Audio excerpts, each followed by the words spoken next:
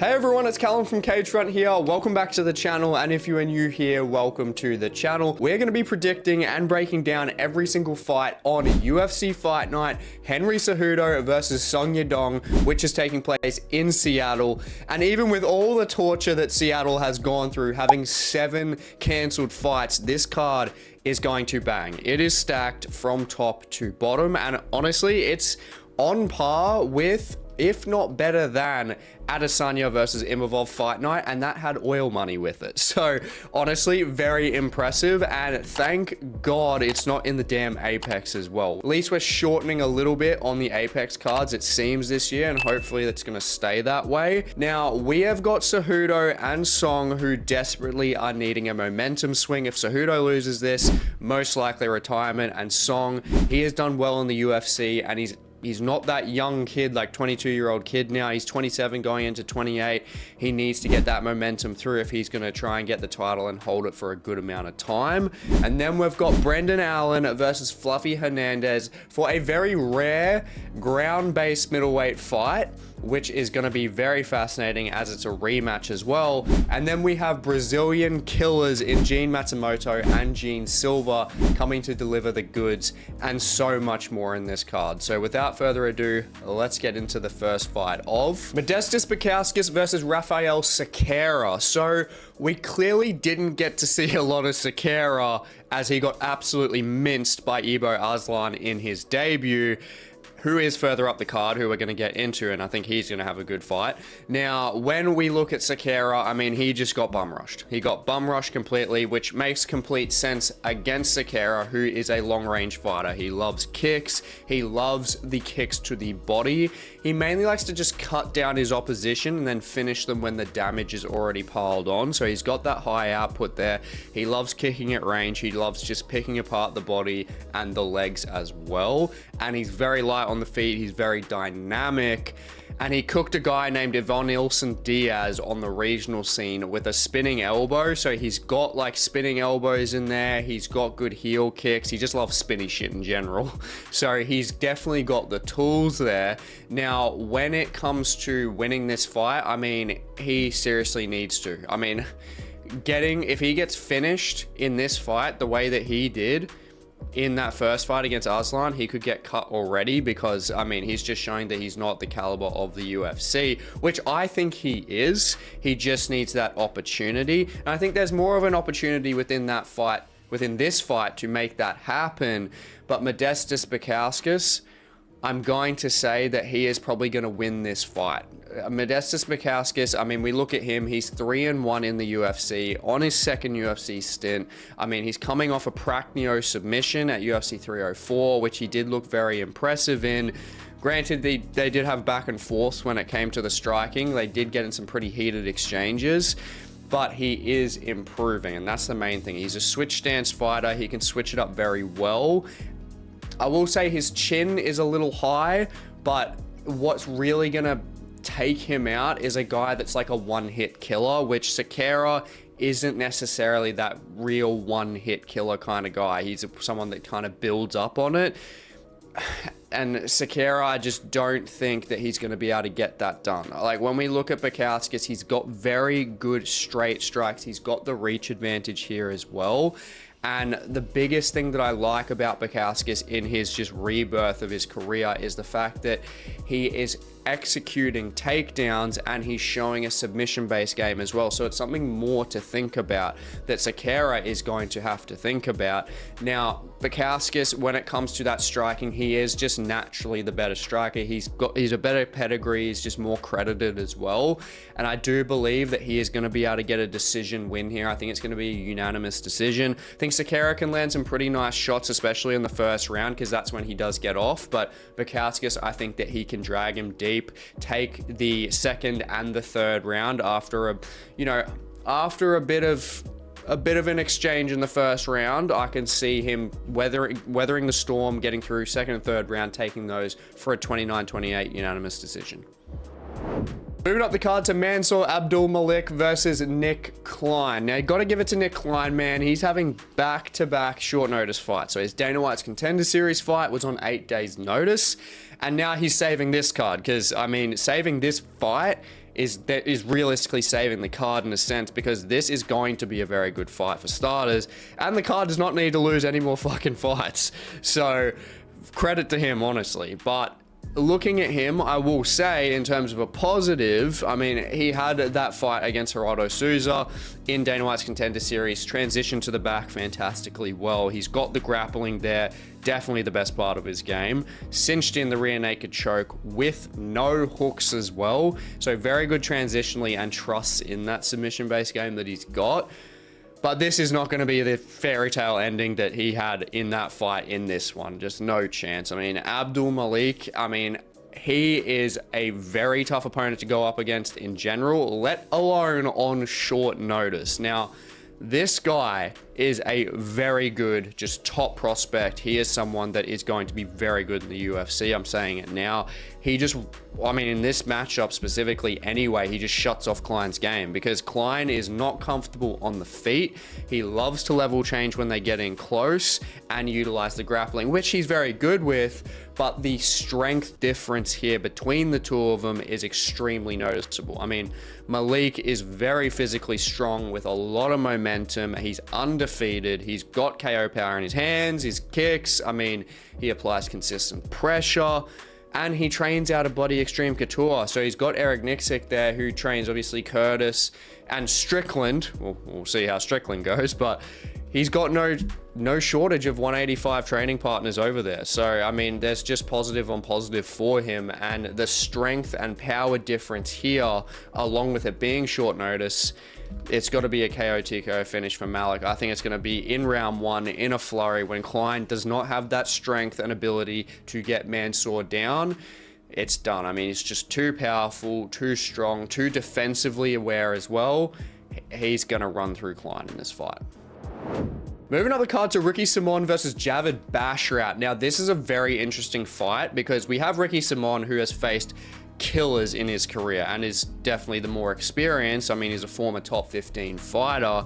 And then we've got Javid Basharat, who's obviously the first of the Basharat brothers to lose, which was his last fight. And I freaking wish I made this channel back then, because I actually had Ayman Zahabi beating him by a decision as a 5-1 underdog. But regardless, the point is, how is he going to come back from that loss, with it being a full year ago as well? So he is the favorite here, but I don't think it should be swelled as much as it is, because I think it's just a lot of disrespect to Ricky Simon. I know Lucas Tracy is very heavy on Ricky Simon getting the KO TKO finish from Simon here, and I can understand it to an extent, because you look at Javid's caliber of opposition as well, it just isn't very impressive. I mean, he's fought like Trevin Jones, Mendonca as well, and Gravely. And in the UFC, that's literally it. That's all he's fought. And when we look at the regional scene, it's not getting any better, is it? So when we look at Simon on the other side, I mean, he's fought bloody Song Yadong, Mario Bautista, and Vinicius Oliveira, all in his last 3 fights, which were all competitive fights. So, as well as that, actually, don't forget that he choked out Marab as well. So he's definitely had the experience. He's got the experience in his bag, in the locker, without a doubt. Now, this stylistically is where it's going to be difficult, because both of them are very good with their wrestling, and both of them have good submission games as well. However, the problem I do have with the fight for Ricky Simon is that Basharat can combat the ground game, and on the feet, he's very good at using Taekwondo-based techniques to manage distance, along with leg kicks, which the leg kicks stifled Simon's takedowns in the Oliveira fight, and he's got the tools in general to steal a decision ultimately, I do believe. I think Simon, he really needs to make this ugly. He needs to get it into the clinch, cut off the distance, and out-muscle him. If he can do that, 100% Ricky Simon can win this fight, and that's good underdog money for sure. But I'll say that Javid, honestly, he does have very good distance management, and he's got the wrestling base as well, so it's easier said than done. And honestly, I can see a split decision here, but I think it's going to be going Basharat's way.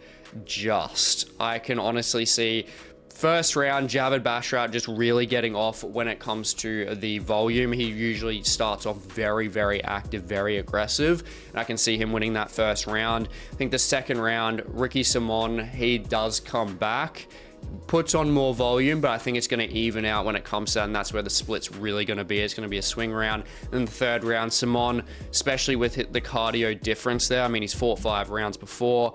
He is going to have that cardio difference there, and I think that he is going to overtake Javid Basharat in that third round, so it's going to be extremely close. Really no wrong answer here for a pick. Moving up the card to Nursulton Ruziboev versus Eric McConico. Now, Nursulton, he's back up at 185 pounds, and being at 6'5", it's seriously a good move. I mean, he looked so drawn out and considerably weaker when he fought Joaquin Buckley in his last fight. I mean, and we know how good Joaquin Buckley is now, and honestly, Ruziboev, I'm taking him in this fight because not only against good competition at welterweight in Joaquin Buckley, moving up to 185, he'll have his power back. He's looked fantastic. He's mainly fought at bloody middleweight in his career. I mean, he's fought at welterweight, and he somehow fought at lightweight back in the day as well. But he's got the stamina improvements especially, which is really important. And not to mention, the guy's got fucking 48,000 fights. So he's very seasoned, and most of the 185 fights that he's had, I mean, he's literally just taken them out in the first round, whether it be by submission or by KO. And I mean, I just don't see Eric McConico being anything special or, you know, anything new and scary. I mean, from what we've seen, McConico, he's like a composed southpaw, loves a check left hand, especially down the pipe. So he's more so of a counter striker, and he's got good ground and pound. But Ruziboev is just much better with the counter striking. He's got a better check right, and if they get an exchange, which they will, Ruziboev is going to take him out. I mean, Ruziboev, not only with the check right, got nice uppercuts, he's very versed on the ground. He's got a lot of submissions, 20-1 with submissions. And look, if it gets there, I mean, realistically, I don't think McConico has a chance on the ground against Ruziboev unless he is on top and he's just able to just pound him out. But I don't see that happening. And I mean, McConico, when it comes to clinch-based exchanges, he is good there. But I mean, he ultimately needs to stop cheating, because literally the last fight I saw him in, and he had the clinch-based exchanges, he's just kneeing a grounded opponent, and he fouled him like 3 times in that fight. So McConico, I just don't see anything really special from him. I mean, the guys that he's fought is like, they're basically cans in comparison to Ruziboev. So ultimately the power and the speed, technical striking, submission-based game as well, and especially the experience. Ruziboev back on track to get a KO TKO. Round 1, round 2. Pretty simply. Now moving up to a barn burner, Cutelaba versus Ibo Aslan. And honestly, with Ibo Aslan and against Cerqueira, with what happened in that fight, this is going to be fun. I mean, this is going to go one or two ways. We're going to have Cutelaba shitting the bed and getting smacked into Rosette in round 1. Or we have Cutelaba putting on an impressive performance and actually using some ounce of fight IQ to get the fight to the ground, and then just completely utilize a wrestling-based game to cut down the gas tank of Aslan and possibly take him out later in the fight or get a decision.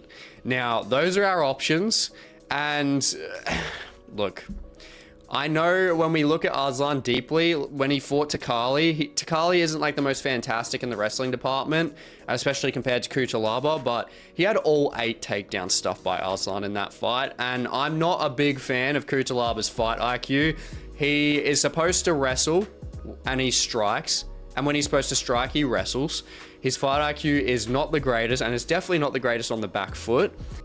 And Aslan only moves one way, and that's forward. So I don't think this needs much of a breakdown. I'm taking Aslan by a KO TKO here. I think he's going to knock him out cold in the first round. He's just got the better boxing anyway, and that pressure there against the poor strike defense and fight IQ against Cutelaba.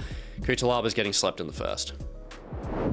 Moving up the card to Andre Fili versus Melquizael Costa. Now, we're going from the big lugging light heavyweights down to a fight that's going to be very fast-paced with a lot of movement, and this is definitely a tricky one. Now, we got Melquizael, who's coming off a very impressive submission win against Nursulton.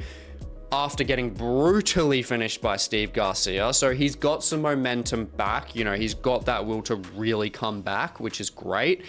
And then we've got Touchy Fili, which we know is an absolutely fucking horrific name, but he's coming off a banging fight against Cub Swanson. So both of these guys do have like that one fight momentum on their sides, and it is very even. Now, Fili definitely has the experience advantage here, and he's got a good long range tool. He's got a good long range arsenal. I mean, he's got good striking on the outside. He's got a very nice stiff, snappy jab. But then when we look at Melquizael Costa, he's a guy who puts on a very high pace, is very aggressive, and is more accurate on the feet, and has the ground game advantage as well. And in the UFC, he's looked like pretty, here and there, 1-1, win, lose. But when you look at it specifically and deeply, I mean, he's lost to Thiago Moises, who's a top 15 gatekeeper, and Steve Garcia, who's an absolute fucking freak at 145 and will get ranked. So the blueprint when we look at beating Melky is having the power to shut his lights off, or the strength to completely nullify the clinch in the ground game, which those two opposition could do. But unfortunately, Andre Fili doesn't have either of those. Now, can Fili outpoint him? Possibly. I mean, I think that's what most people are going to be looking for. Andre Fili decision, especially with the stiff and fast jab in comparison. Melky isn't great when it comes to those kind of exchanges, but he does have the tools to get inside and make it scrappy. And if it does get scrappy, Andre Fili's good, but man, his chin isn't. And I honestly, with the offensive tools that Costa has at his disposal, I can see him taking Andre Fili out. I think he's going to hurt Fili. And then I think he's going to hunt a submission. I think he's going to be able to hunt a submission. I think he's going to get a rear naked choke finish. He does cinch very nice rear naked chokes. But I will say, even though I'm going with Melquizael, you can see the odds are even here. And I'm pretty sure it's swelled to Fili's side by the time that this video comes out. Honestly, it's not one you want to be putting near your multi. It's a very, very tricky fight. I mean, Andre Fili could completely outpoint him and stuff his takedowns, or Melquizael Costa could just get in the groove and get in close, cut off the range, and just take him out. So it's very close, but I'm going to go with Costa. He's going to get inside, hurt him just in a crazy flurry. I think he's going to drop him, and then the submission's going to be there for him on the ground, because he is very good transitionally, and I think he's going to take him out in the second or the third round. Now, moving up to the main card, we have Alonzo Menifield versus Julius Walker. So we have Menifield staking his top 15 position against Julius Walker, who hasn't gone on Dana White's Contender Series. He's coming straight from the regional scene with a 100% finish rate and 81 inches of reach. Now, the experience isn't on his side, and he's 25 years old, but he's a guy that has a good physique for the division. He's good with his leg kicks, and he mixes up his game very well, especially with his flurries. I mean, he's good at mixing up flurries against the cage and then shooting for a takedown. He just level changes off the flurry, which he is very good at, especially shooting double legs. And when he's on the ground, pretty good transitionally, and he has nice ground and pound as well. So he's got tools pretty much everywhere. And that makes me believe that he has the best chance to win out of the debutants that we have on this card. But I still think that they're going to go 0-3. He has the best chance, but Alonzo Menifield is a tough matchup for your first fight. Even though Alonzo's older, he's 37. I mean, he's coming off some pretty rough losses. But those rough losses against guys like Carlos Olberg, who is a top 10 fighter, and Walker is just a breath of fresh air in comparison to that. I mean, Menifield, he is more on the dense side, which is going to be harder to take down. He's a lot stronger, and he's just faced better competition, and being on the front foot where Menifield can just impose his will and pressure forward, Walker we haven't seen on the back foot that much. And unless Walker can keep this at kickboxing range, I just don't see him winning this fight. I think Alonzo Menifield just really makes it ugly, makes it dirty, pressures him well, and then I think he wins a decision in this fight. I think it's going to be 29-28 based on control and landing the better shots through the second and third round. I think Walker gets off very well at kickboxing range at the start. But aside from that, I think Alonzo Menifield, with the experience, with the strength, with the power, yeah, he's taken it.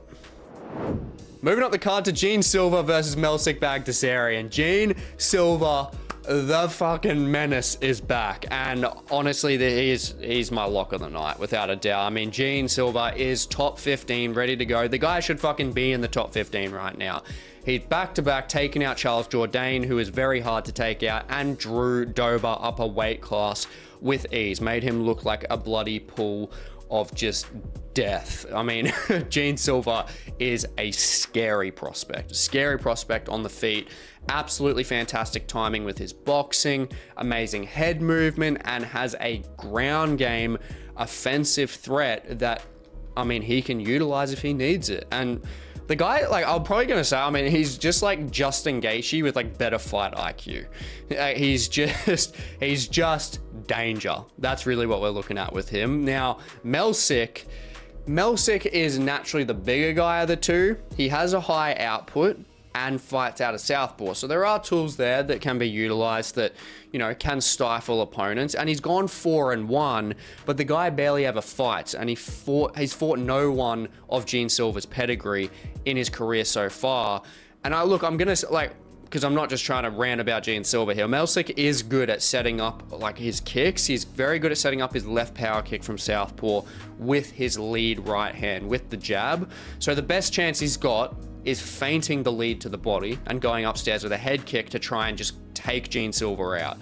But if he doesn't, I mean, he's screwed, to be honest. I don't see any way of him winning this fight, because Silva, I mean, his distance management, his strike accuracy and combinations at that range can compete with Melsik anyway. And then when we look at close quarter range with boxing and clinch-based exchanges, it's going to be an absolute fucking nightmare for Melsik, because Gene Silva, I mean, look, he's just so brutal in those boxing-based exchanges. He's got extremely good head movement as well, which is going to make it even harder for Melsik to even take him out anyway. And granted, Melsik has never been knocked out, but this is going to be the first KO loss of his career. Like, honestly, if Gene doesn't just smother him on the ground, which we haven't seen much of that because he hasn't needed it, I mean, and plus if he does it, I mean, I think it's going to be pretty simple, because Melsik doesn't have like great defensive work on the ground anyway. So I've got Gene Silva getting the KO TKO here. It probably inside the second round. I think Baghdasaryan can keep him at bay in the first round, but in that second round finds a clean hook in that boxing based exchange, cuts off the leg range, drops him, ground and pounds him out. And if not, he'll submit him after he hurts him. Moving up the card to Rob Font versus Gene Matsumoto. Now, this is a very interesting matchup, and I love it, because we have Font on a full training camp who has been preparing for Dom Cruz, which you haven't already checked out my Mythical Matchups video of Dom Cruz versus Renan Barão at UFC 169, and who would have taken that title fight. I'll leave it in the description. Definitely a good watch. But he was lucky that he was training for Dom, who has a strong offensive wrestling game and has that tricky unorthodox striking.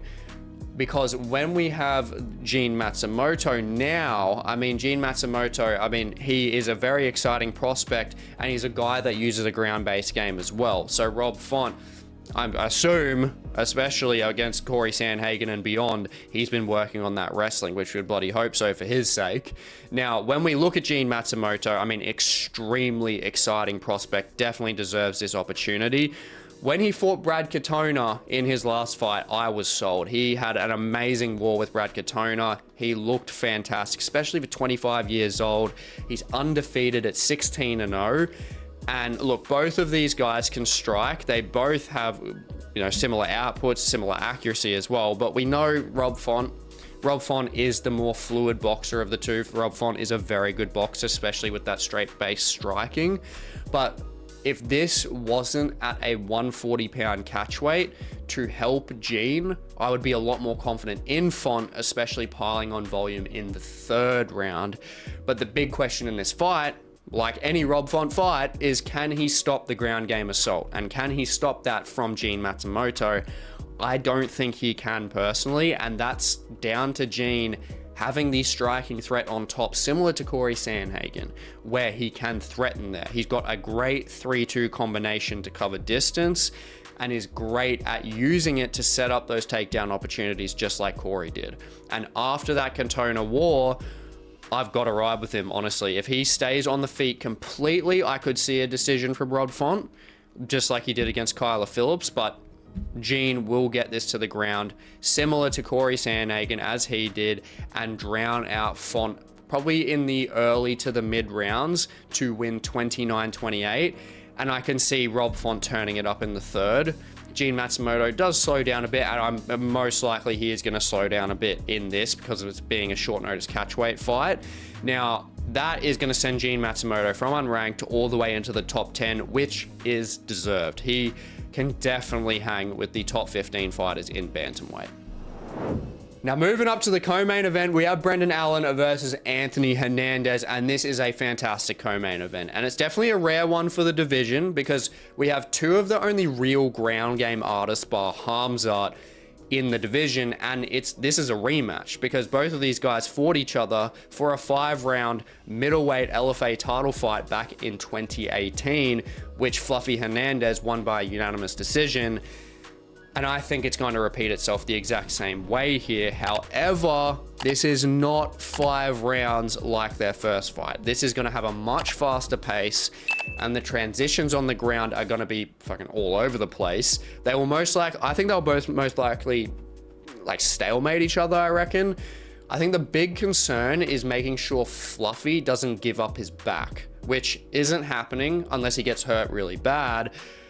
But we've never really seen Brendan Allen hurt anyone. In fact, the last time he got a KO TKO was against Tom Breeze 5 years ago, which is one of the first fights he had in the UFC. And mix that with Fluffy's Mexican shin, I just don't see that damage being dealt. However, when we look at damage being dealt, I mean, Fluffy's kryptonite is his muffin top. If he gets hit in the body, which we've seen against Kevin Holland, we've seen against bloody Michelle Pereira, and we've seen against Roman Kopylov, he crumbles. He can crumble. And if Allen can utilize the kicks that he was using against Imavov, there's definitely a chance there. But the striking, especially when it comes to boxing-based exchanges, Fluffy is just a bit cleaner. He's got nicer boxing. He's not afraid to make it scrappy as well, which is the major concern for Allen here. Because the clinch-based exchanges where I can see Fluffy just really taking control, just grinding against the cage, I think that he can just take this ultimately on that pot shot based damage and control as well. And unless Allen can bring out some form of clean and fluid, consistent kickboxing game, I just don't really see an out for him to really win this fight here. I've got Fluffy by a 29-28 decision here. I can see Allen really pushing the pace hard in either the first or the second round, because Fluffy isn't the fastest starter. He kind of goes through the trial of fire first and, you know, tries to survive, which he always does. He's so gritty, and then just imposes his will in the long game. I mean, he just grinds his opponents out. And honestly, Brendan Allen's going to be a tough one to do it to. Don't get me wrong. I mean, they've felt each other before, but yeah, I can see that Hernandez, honestly, I think he's going to take this by 29-28. When it comes to the second and third round, I think Allen could possibly get the first round just off of being more active on the feet and possibly getting the better of certain exchanges. But out of the gas tank of these two, I mean, Hernandez is definitely the winner of that. And I think just with the clinch-based exchanges, with the boxing, he takes the advantage in this one. And on to the main event, we got Henry Cejudo versus Song Yadong. And look, honestly, if Cejudo can get through this unscathed, then credit to him, because I think this is going to be a long day for him. If this was 3 rounds, I would have a lot more confidence in Cejudo. Now, can he wrestle for 5 rounds? For sure. He can wrestle for 5 rounds.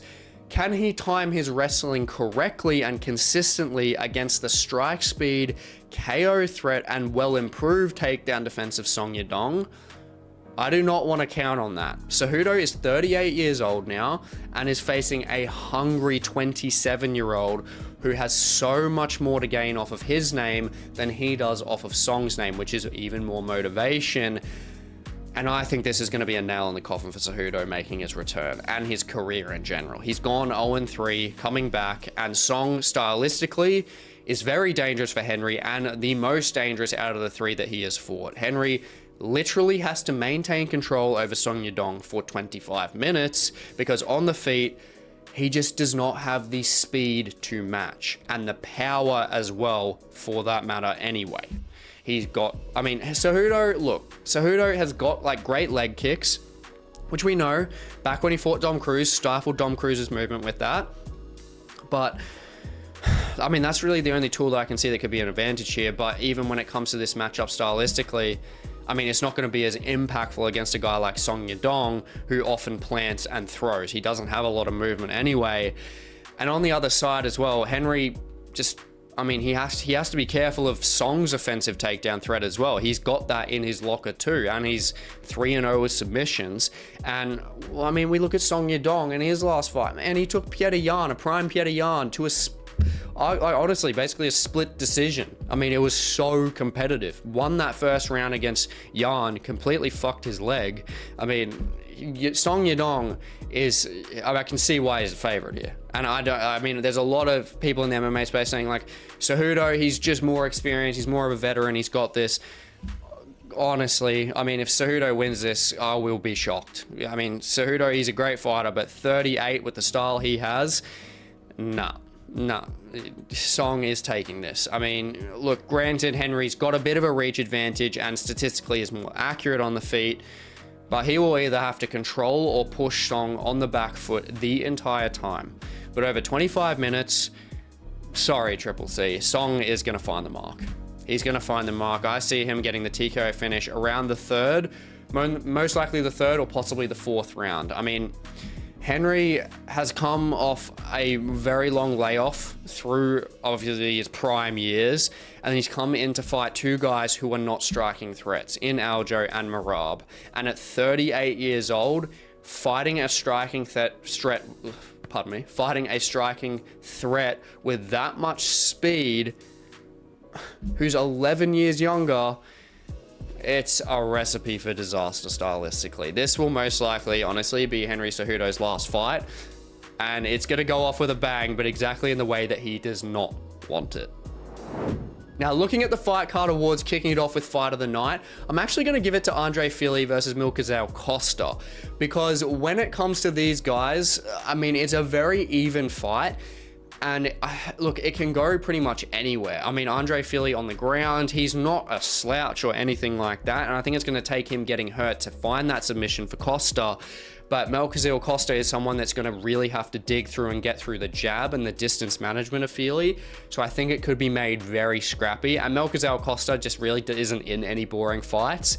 And Fili, he's either in a point style fight, or if he gets pressured, he's in a very, very good fight, a very scrappy fight. And Melquizael Costa is a guy that can bring that to him. So I am pretty keen for this fight. Now, performance of the night, got to give it to Mansur Abdul-Malik. This is just, I mean, this is served to him on a silver platter, I do believe. He has to get this win. I'm pretty sure he's the heaviest favorite on this card, along with Gene Silva.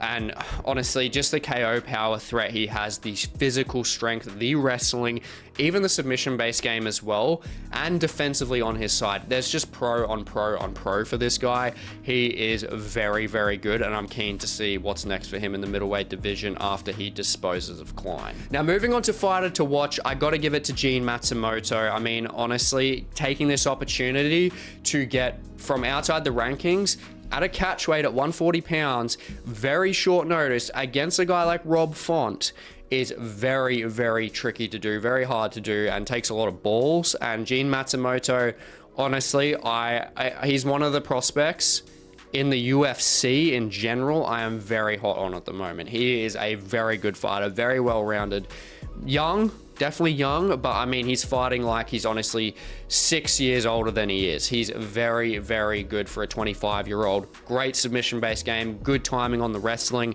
as well as good striking, very underrated striking. And all of that put together, it's going to get it done, and he's going to get a top 10 ranking by the end of this. Now, finish of the night, got to go with the Brazilian counterpart, got to give it to Gene Silva. Gene Silva, he's an absolute freak of nature. I need to see this guy in the top 15. He is so entertaining because he's honestly just fucking mad, but he is just, I mean, he delivers on that madness, doesn't he? He's just fantastic. Great boxing, great head movement. I mean, defensively, offensively, he is a very, very good fighter. And any fight card with a guy like Gene Silva or Prates or anything like that, it's a card that's going to deliver. I hope you enjoyed today's predictions and breakdown video, and if you want to see more MMA based content, definitely check out the video on the screen, and please like, comment, subscribe. It really goes a long way for the channel. I love chatting to you guys, and I will catch you in the next one.